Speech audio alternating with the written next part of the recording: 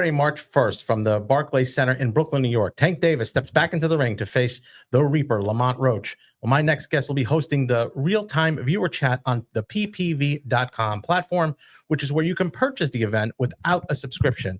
With that purchase, you get to interact with Jim Lampley, Lance Pugmire, Dan Canobio, and, of course, Chris Algieri. And Jim is nice enough to join us here to talk about that fight. Jim, what's happening, buddy? I am here in Chapel Hill, North Carolina, and gratified and excited to be talking to you, George. I know that you're in a colder place. No, well, 12 degrees this morning up in the mountains of Nescapec. So yeah, we have about 12 degrees here, and there are about 100 robins in my yard. So probably, mid 30s, early 40s, something like that. I mean, spring's just around the corner then. When the robins are around. Yeah, I guess, I guess it means that the ground is wet and soft, and it's easy for them to pluck worms. That's what I'm assuming is the reason for the overwhelming preponderance of robins in my yard. Haven't seen that since my early childhood in far west from here, Hendersonville, North Carolina. But here we are in Chapel Hill with a yard full of robins. Well, this Saturday, let's get to it, Jim, right out of the gate here. Tank Davis getting back into the ring after his last performance against Frank Martin. And the selection of opposition was a little disappointing. And the only reason why I say that is because he appeared to be on a trajectory upwards. This, to me, seems like a sideways fight rather than a move up. What is your thoughts on him taking Lamont Roach? Well, I agree with you that it's somewhat a sideways fight. It suggests to me that none of the other more highly qualified and attractive opponents are quite yet ready to take a fight with Tank Davis. Or it suggests that Tank Davis is biding his time, making money, building his resume, and will fight those guys when he's ready. I'm not involved in the inside discussions and negotiations that firm up these things, but at the end of the day, yeah, down the road, we want to see him fight Vasily Lomachenko or Keyshawn Davis or any of the other more highly qualified opponents that are available to him. But right now we've got a fight against Tank Roach, who is no slouch. He certainly has some qualifications. He's just not expected to beat Tank. Yeah, Tank and Lamont have a rich amateur history. Tank had beaten them both times. They did go to the National together. They were both ranked 1 and 2 in the same division. Have you seen a rivalry in the amateurs where they were 1-2 ranked or very closely ranked, that the styles changed as professional and the outcome was different? Not that I can remember. 90% of the time, what happens in the amateurs is what happens in the pros. Antonio Tarver did have a success against Roy Jones, and that, I think, was, looking back, a reversal of what had happened in the amateurs. I'm not 100% certain, but 90% of the time, it seems to me, what happens in the amateurs is what happens in the pros, because let's face it, boxing is a sport about your instincts, your talent, things that are honed over a long period of time. And Tank Davis is just a special fighter. He's got some things that are going to be very hard for others in the 135-pound weight class to compete with. Now, let me take what you just said a little bit and run with it. He is a special fighter, and you've interviewed him and sat down with him numerous times. Seems to have gotten a little more mature in the last couple of years. I think he's matured. There was a lot of issues outside before he started really getting into the stardom that he's at now. And there was rumors of his retirement and him wanting to step away from the sport. If someone is looking at retirement as right down the road, especially in the sport of boxing, they often say, and I think you've said it a few times, especially regarding Evander Holyfield, when you start to think about retirement, you're essentially retired.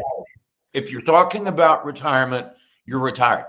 That's the rule of thumb for this. And I learned that from Larry Merchant. So if I said it, I was probably channeling Larry when I said it. But at the end of the day, again, Tank's a special fighter, and he's also a special case. When you look at the horrific childhood and early teen background and, friends who were shot, amateur rivals who were shot, problems in his family, et cetera, et cetera. I think I can understand why there's a certain level of disillusionment that may always be in his character. I was startled, frankly, in Las Vegas a few months ago when I sat down and interviewed him face to face for the first time, and found him to be calm, civilized, warm, a really attractive and polished interview. It wasn't at all what I had expected based on the things that I had read from him. Maybe that's a change. Maybe he is in a growing up phase that has prompted him to understand that you keep carrying that anger, it will cut you up inside. And I think that can help him as a fighter if it helps him to govern himself at a more highly polished level in the gym every day. Do you think he just doesn't like the attention that he's getting, and he's really pulled in 10 different directions every single day, and sometimes your mentality is you want to be left alone. Of course, you want to make the money because that is his means to way out. But do you think the attention bothers him as much? And you can't be a superstar if you're not going to like the attention. Well, the last thing you said is the thing that I think. I mean, how many fighters have I ever met who didn't want attention? They understand that attention is their business. This is an entrepreneurial sport. They don't fight in leagues, and they don't, mount a record that puts them into the playoffs and then the Super Bowl. They're trying to build an audience moment by moment through their entertainment value as fighters. It's not just, does this guy win? It's, do I want to watch him? For instance, Roach is a good fighter. Does he have a huge clientele of people who say, oh, I'm really anxious to watch Lamont Roach this weekend? No, he doesn't have that. Tank has that because Tank has that electric factor. Tank has that quality that suggests to you that at any moment in the ring, anything can happen, and it usually is going to be something dynamic and dangerous and attractive for the sheer violence of it. Boxing is about violence. Tank is a violent fighter. And so, no, I don't think it's about him not wanting attention. I think it's about him continuously trying to offload the pernicious factors in his background, his childhood, his upbringing that made this kind of a two-edged sword for him. And I think that when fighters are built that way, it remains a two-edged sword all the way through their careers. And I've seen many fighters who will talk about retirement and then go into the ring and perform brilliantly because they are not yet really in that mode. Now, Tank has always been one of my favorite fighters. I mean, the electric, and I'm sure when you sat down to interview him, you could feel that he's a different type of fighter, similar to like a Mike Tyson or a Roy Jones at the time. He's always been one of my favorite fighters. But let's turn to his opponent, the challenger. He's at 25-1 with 1 draw, 10 knockouts. I mean, what serious threat does he pose, if any, come Saturday night? He poses a serious threat if Tank isn't focused and on his game and paying attention. He poses a serious threat if Tank reads all of the media elements that say, oh, this is a walkover, this is an easy win for Tank, et cetera, et cetera. This is about whether Tank goes in there and performs at his natural level and at a level that's reflective of real work, devotion, and taking the task seriously. But Tank knows Roach. Roach is selling the idea, all right, I saw him in the amateurs, I know him. Yeah, you lost. And you're likely, according to conventional wisdom, to lose again. So I go back to the top of this interview. I think Tank is a special fighter and a special case. And I fully expect to see Tank Davis deliver a performance that further affirms that, regardless of how good Lamont Roach is. And with your prediction there, and also the prediction of most experts in the business, they feel that Tank will win. And with a Tank win, do you feel that Keyshawn Davis is next up for him? Because he had a dominant performance Valentine's Day. I'm not immersed enough in the current business discussions of the sport to know whether it's Davis or whether it's any of the other handful of prospects for Tank to go forward toward. I don't talk to Tank's people, so I don't know where they're leaning. It's a matter of judging how many more fights are in Tank Davis's career and which fight does he want to take next for what money. And money is always, I think, the deciding factor about which fight you take next. Sometimes you want to go ahead and take the big payoff now. Sometimes you want to defer the payoff to down the road. I still believe he's in a defer the payoff to down the road mode. And so I don't suspect that he's going to take the biggest possible fight next, whether it's Keyshawn Davis or whether it's somebody else. Well, with that being said, let's see down the road here. Does Tank, the pressure that Tank's going to start to get is going to be similar to what Canelo's getting. People are, as good as Tank is, his resume isn't exactly filled with Hall of Famers as Canelo's is. Tank's pushing 30 here. He'll be 31 November. When does he start to crumble to the pressure of finally taking one of those fights? If it even has to be over in Saudi Arabia, he does not want to do business over there, but he has to take a bigger fight. I mean, the last couple haven't been exactly first ballot Hall of Famers. It's one thing to say that you don't want to do business in Saudi Arabia. It's another to step away from that money once it is offered and you see what it is. So I hear and I understand that he says he doesn't want to fight in Saudi Arabia. I think there are other fighters who might say the same thing and might wind up taking the paycheck when the paycheck is offered, and we'll wait to see whether Tank is in that same mode. But at the end of the day, whether you want to become a Hall of Fame fighter is the determining factor in whether you will become a Hall of Fame fighter. And if you want to become a Hall of Fame fighter, then it's important to build the resume against the best possible opposition when the best possible opposition is ready to step into the ring with you. Well, speaking of Saudi Arabia, Jim, a couple of things before we wrap up. Now, this tweet was taken out, was put out by Turki Al-Sheikh, and I want to show you this now. It says, I would like to have invite Mr. Jim Lampley on a live broadcast at one of our upcoming events. Now, Jim, can you break some news for us here? Have you been offered to go over to Saudi Arabia to be ringside and call one of the fights for one of Turki Al-Sheikh's shows? George, I don't know anything more than what you see in that particular X post. And I'm not on X, so I didn't answer him back. Well, you might want to get on X.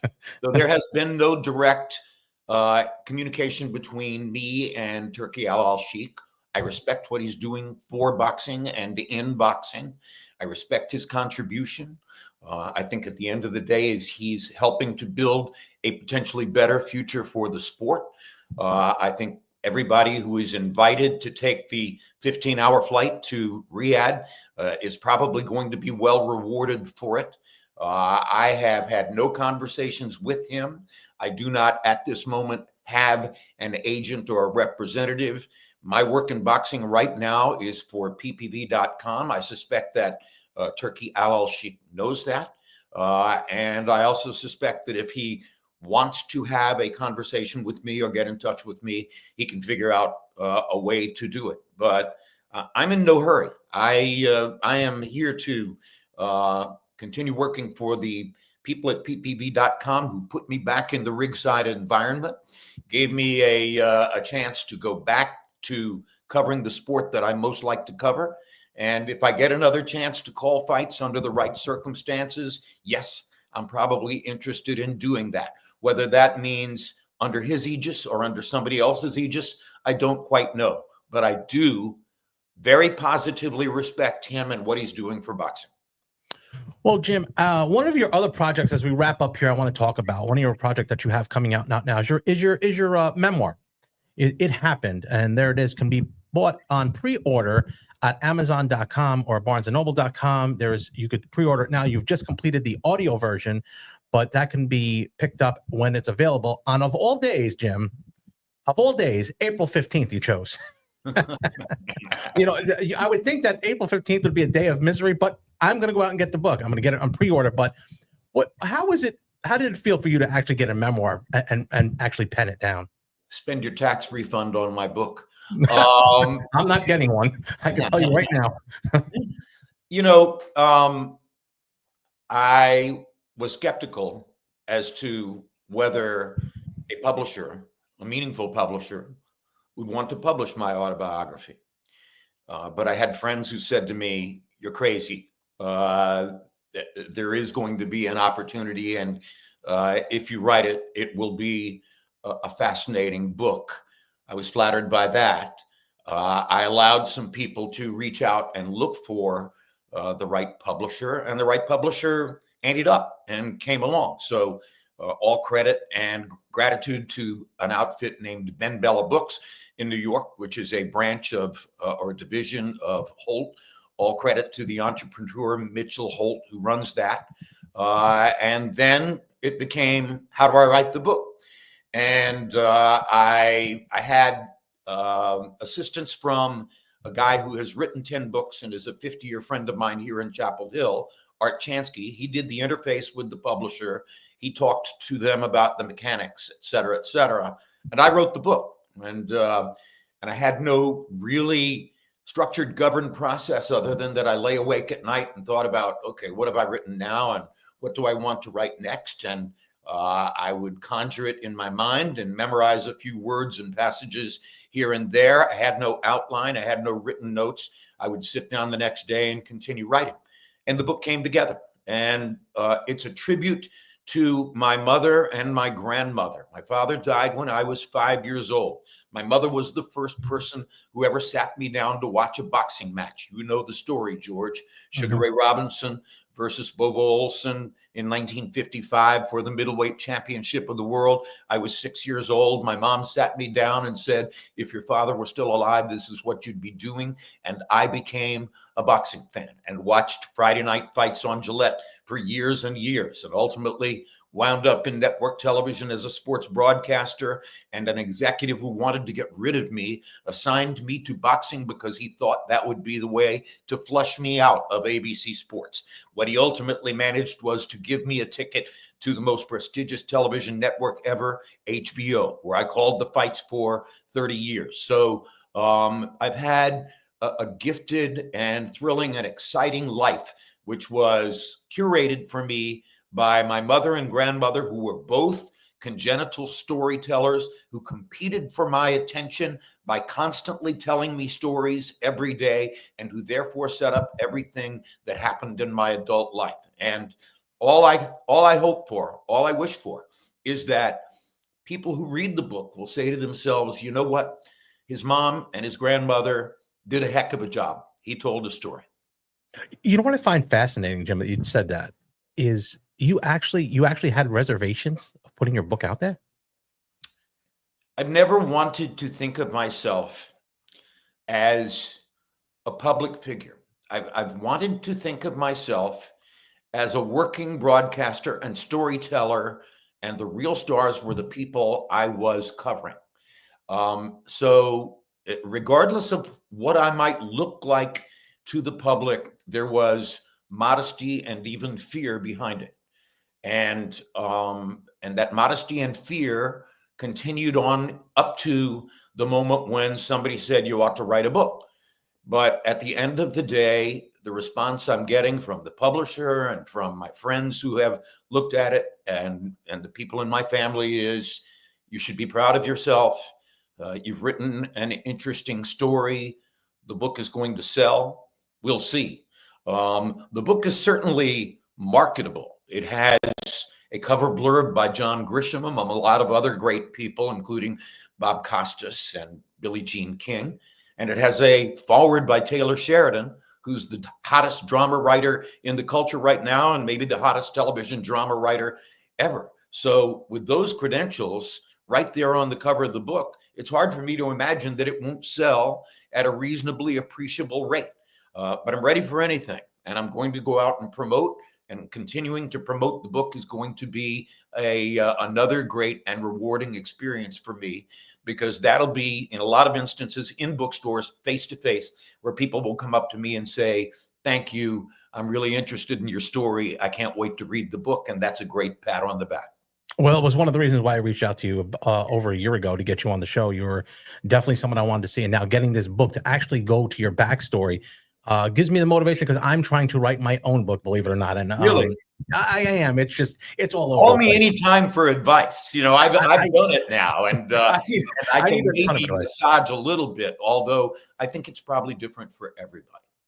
Yeah, my story is not of fame. I could tell you it is how I got to where I am, and to have the ability to just overcome what I've come in my life with financial obstacles, no father, no kind of structure, and that boxing of all things gave me the structure to, in sense, run a business. And I don't know how it happened, but it did. So I don't know. I don't know what you mean by no father, George. My father died when I was 5. I was entirely shaped by women, and to become a television sportscaster with a meaningful career and wind up in boxing as the result of that background is probably counterintuitive enough to create a beginning premise for the story, but it happened. And that's why I'm so thrilled and happy to be able to present the story and present the book. Well, It Happened is the name of the book. It'll be in stores and on Amazon.com and BarnesandNoble.com April 15th. But pre-order now, you can go there. But And George, let's read that subtitle. Yes. A uniquely lucky life in sports television. And that's what I really mean. Uniquely lucky life. Nobody else has had a genesis exactly like mine. And it was so counterintuitive and unpredictable and in some ways completely out of the Cracker Jack box that creates the right platform all the way through for my story. Everything that happens in all those pages is something that in a logical world probably wouldn't have happened. But before that, we'll go March 1st. And March 1st, you'll be on the ppv.com platform with the live chat with Dan Canobio, Chris Algieri, and Lance Pugmire this Saturday. And you too, like I'm doing now, get to interact with the great Jim Lampley. Jim, once again, as always, before the big fights, it's great to have you on. And hopefully we can do this again before your book comes out. I want you to come in. Although April 15th is a very shaky day for me. Before that, we can meet up. I used to worry about April 15th. Not anymore. I don't make that much money now, so it's fine. Believe me, I don't know. The writing the check is it's aggravating. But I wish I was back in the older days where I was 15 years old and just wrote a check, got $40 back, and I was fine. But either way, Jim, we'll get back together with you before the book comes out, and enjoy the fights this Saturday. Always thrilling, George. Thank you very much. Thank you, Jim. Thanks for watching the Zapata Brand podcast. Please subscribe to the podcast and listen where all podcasts are available.